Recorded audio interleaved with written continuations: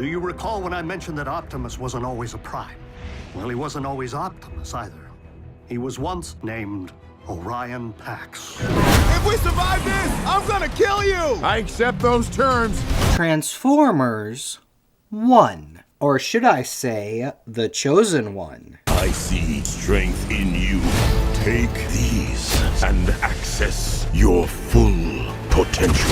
Or I guess The Chosen 4, but that doesn't really roll off the tongue as well. These 4 Transformers may have been simple miners that can't transform by themselves, but they found the power to change themselves, their world, and their destiny. And it's all thanks to Orion Pax. He may just be a miner that's never going to amount to anything because of his station in life, but that won't stop him from trying. He dreams of a brighter future one day where the miners aren't oppressed because they weren't born with the privilege to transform. He's going to help Sentinel Prime find the MacGuffin of leadership and return Cybertron to all of its former glory, no matter what. Because without this MacGuffin of leadership, Energon, the lifeblood of both the planet and the living beings on that planet, doesn't flow. Think of it like food or water for us, but the only way to get to it is to mine deep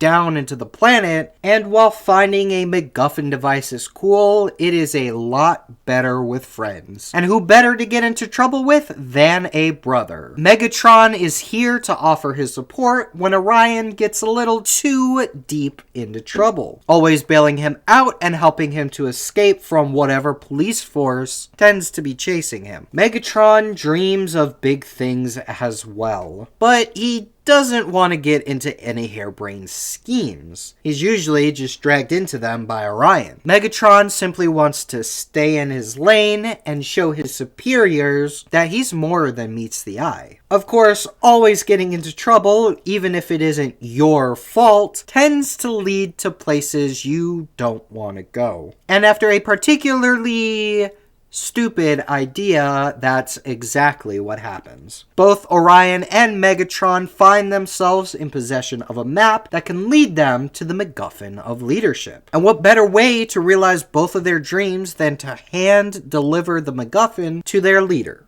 Sentinel Prime. So off they go to make a name for themselves, picking up Alita, who is just kind of there to fill out the main cast, and B, who's there for comedic relief? Hi there, I'm B127. I'm actually working on some nicknames. The one I'm floating right now is Badassatron, which is actually pronounced Badassatron. Well, I guess it is a kids movie. If you couldn't figure that out from how many times they refer to oppression or refer to Orion and Megatron's relationship. Gotta make sure the kids know what's important in the movie, after all. As if they can't figure it out for themselves. That's not the only thing wrong here, though. The MacGuffin of leadership isn't at the end of the map. Instead, it's a deep, dark secret that rattles everyone, especially Megatron. And if you're a Transformers fan, you know what this deep, dark secret is. If you're not a Transformers fan, you'll probably figure it out pretty quickly. Luckily, though, with such terrible knowledge comes the power to transform themselves, their world, and their destiny. Honestly, this movie starts off really well, building up the world and the only 2 characters that really matter, Orion and Megatron, along with the relationship between Orion and Megatron. At least until the deep, dark secret is revealed, in which case Megatron almost becomes a different person. I can see where the writers wanted his journey to go, but it's done so quickly, it's really hard to wrap your head around. And it just makes it that much more sad when they do butt heads. And our supporting cast works really well too. Sentinel Prime, Alita, not B. I really just enjoyed the heck out of this movie. Sure, it definitely has a lot of things to work on, but what are you gonna do when you're trying to sell toys to the next generation of kids?